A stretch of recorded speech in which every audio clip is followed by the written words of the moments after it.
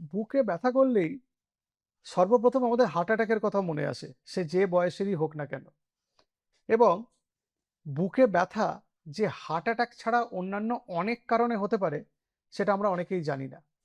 আজকে বুকে ব্যথার কারণ হিসাবে কি কি হতে পারে সেই ব্যাপারে আলোচনা করছি। হার্ট অ্যাটাক তো একটা কারণ হতে পারে, সেটা আমরা ভিডিও শুরুতেই বললাম।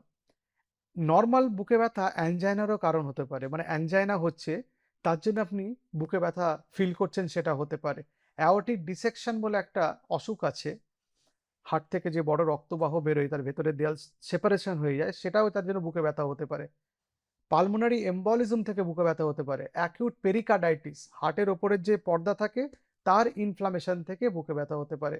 অথবা ফুসফুসে কোনো ইনফেকশন হয়েছে, লাং অ্যাবসেস বা কোনো একটা নিউমোনিয়া হয়েছে, বা প্লুরাইটিস হয়েছে, অথবা প্লুরিসি বা ব্রঙ্কাইটিস বা নিউমোথোরাক্স থেকেও বুকে ব্যথা হতে পারে।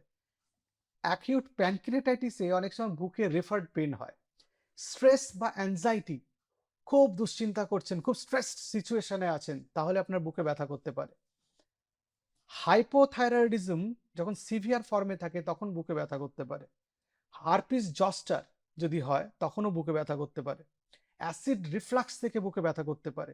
পেপটিক আলসার ডিজিজ থেকে বুকে ব্যথা করতে পারে। অথবা রিফ্লাক্স ইসোফেজাইটিস থেকে বুকে ব্যথা করতে পারে, অথবা ইসোফেজিয়াল স্প্যাজম, এটা থেকেও বুকে ব্যথা করতে পারে।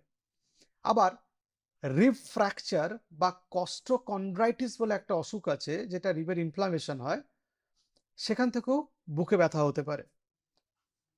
আবার সার্ভাইকাল স্পন্ডাইলোসিস যাদের থাকে অ্যাডভান্স স্টেজ, একটু নিচের দিকে, তারা রেফার্ড পেন ফিল করেন, তাদেরও বুকে ব্যথা হতে পারে। আবার ফাইব্রোমায়ালজিয়ার মতো অসুখেও বুকে ব্যথা হতে পারে। সুতরাং বুকে ব্যথা মানে যে হার্ট অ্যাটাক নয়, অন্যান্য অনেক কারণ থাকতে পারে, সেটা আমাদের জানা দরকার। এর সঙ্গে এটাও জেনে নেওয়া দরকার যে বুকে ব্যথা হচ্ছে মানে সবসময় অম্বল, অ্যাসিডিটি, গ্যাস নয়। বুকে ব্যথা হার্টের ব্যথারও কারণ হতে পারে।